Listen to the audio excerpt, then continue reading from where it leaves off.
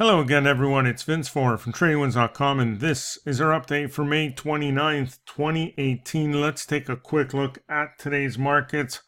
Well, we saw selling and a lot of it, and it wasn't just in the U.S. markets. It was across the board globally. Today, political turmoil that's really going on in Italy and Spain, etc., really threw us for a loop today. The thought here is, or the speculation is, that there may be another election very soon in Italy, and depending on the results, will they or will they not pull out of the euro? That's what really spooked the markets today, among other things. And the Dow finished lower by nearly 400 points, finishing down 391 today.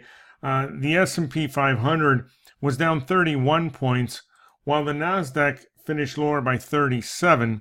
After a nice rally near the end of the day, and the Russell finished lower by a little over 3 points, again closing well off its lows.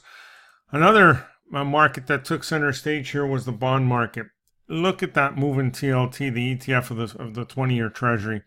People were running for safety here. They were looking for anything they could to reduce risk, and the bond market was the beneficiary. That sent the yield on the 10-year note all the way down to 2.785. Gold giving up about 5 points today. Crude giving up 1.5% today as well, while the US dollar continues to show strength, mostly due to weakness in the euro. Have a look at that. Now, what can you do on days like this? Is this a one-day drop?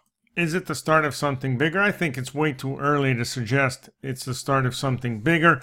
We're really still caught in between those highs and lows from Jan and Feb. Here we've been going sideways on the Dow and the S&P, and we're still caught in the middle with the Nasdaq as well. The Russell was the only one who hit highs earlier this month. So I think it's way too early to suggest it's the start of something bigger. But what are the things you can do? How do you trade this? Well, one of the things you can do on a day like this is to look for strength, believe it or not. Go to an index like the Nasdaq, for example, scan the net change column, and look for stocks that have closed higher compared to lower. Just about everything closed lower, but have a look. Tesla was higher. Now, this isn't exactly what I would call strength. Nice bounce for whatever reason, but not exactly strength. Facebook was up 82 cents. Yeah, that looks much better. We have trend and momentum moving higher. Stocks that do well on days like this, where just about everything gets pummeled, when things recover, they usually lead the way higher, and that's what you're looking for. Let's look at a few others. IDXX, there's a nice one, nice bullish engulfing pattern right along that upward sloping 20. So it's a very simple exercise to go through. Here's Alta, up 2.5 points on a day like today. There's pockets here and there. There's always a bull market somewhere, as they say. And another one was Amazon. Here you go.